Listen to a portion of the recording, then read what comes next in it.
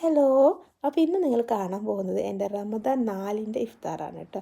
ഞാനിന്നൊരു Arabic സ്റ്റൈലാണ് കേട്ടോ പിടിച്ചിട്ടുള്ളത്. എനിക്ക് ഈ ടേബിളിൽ കുറച്ചധികം തന്നെ ഭക്ഷണം ഇങ്ങനെ കാണട്ടെ നോമ്പ് തുറക്കുന്ന സമയത്ത്. എനിക്ക് മാത്രമല്ല ഇപ്പം എൻ്റെ മക്കൾക്കും അങ്ങനെ തന്നെയാണ്.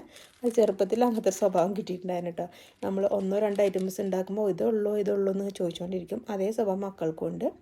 എന്തായാലും അൽഹംദുലില്ലാ നമുക്കത് ഉണ്ടാക്കാനുമുള്ള കഴിവും അതുപോലെ എല്ലാം പടച്ചോൻ തരട്ടെ അല്ലേ, ആമീൻ. അപ്പോൾ ഇന്ന് ഞാൻ പറഞ്ഞത് ഞാൻ അറബിക് സ്റ്റൈലാണ് പിടിച്ചിട്ടുള്ളത് എന്നുള്ളത്. അത് സംഭവം എന്ന് വെച്ച് കഴിഞ്ഞാൽ എൻ്റെ ഉപ്പ പ്രവാസിയായിരുന്നു.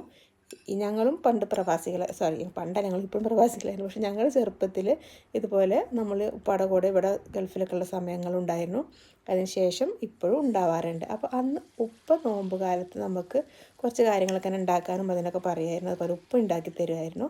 കാരണം ഉപ്പാക്ക് അറബികളുടെ ഇടയിൽ കിട്ടിയൊരു ശീലം ഉണ്ടായിരുന്നു. അപ്പോൾ അതാണ് ഞാൻ ഇന്നൊന്ന് ഫോളോ ചെയ്യാൻ ശ്രമിച്ചിട്ടുള്ളത് കേട്ടോ. അപ്പോൾ ഇന്ന് ഞാനാണെങ്കിൽ അറബികളുടെ മെയിൻ ഫുഡായിട്ടുള്ള ഫരീദും അരീസയും ലുക്കേമാത്തും അതുപോലെ തന്നെ ചീസ് സമൂസ പിന്നെ ചിക്ക് പീസ് സാലഡ് ഇതൊക്കെയാണ് ഞാൻ റെഡിയാക്കിയിട്ടുണ്ടായിരുന്നത്. കൂട്ടത്തിൽ മെയിനായിട്ട് അറബികൾ നോമ്പ് തുറക്കുന്ന സമയത്ത് നമ്മൾ നാരങ്ങ വെള്ളമോ കുടിച്ചിട്ടൊക്കെയാണ് നോമ്പ് തുറക്കുന്നത്. ഈത്തപ്പഴം ഉണ്ടായിരിക്കും, കൂടെ നാരങ്ങ വെള്ളം ഉണ്ടായിരിക്കും.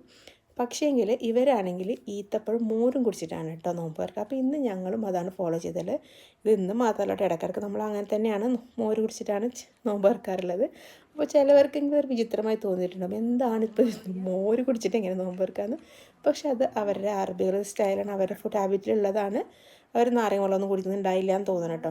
എന്തായാലും ഇങ്ങനെയായിരുന്നു എൻ്റെ ഒരു നോമ്പ്. അപ്പോൾ നിങ്ങൾ എന്തെങ്കിലും കമൻറ്റ് ചെയ്യാൻ മറക്കരുത് കേട്ടോ, ആരൊക്കെ മോര് കൂട്ടിയിട്ട് നോമ്പ് തുറക്കുന്ന ആൾക്കാരെന്നുണ്ടെങ്കിൽ. അപ്പോൾ നമുക്കിനി അടുത്ത ഒരു അത്താഴമോ മുത്താഴമോ അല്ലെങ്കിൽ ഒരു നോമ്പ് തുറക്കലൊക്കെ ആയിട്ട് ഞാൻ വരാം കേട്ടോ. അതൊരു എല്ലാവർക്കും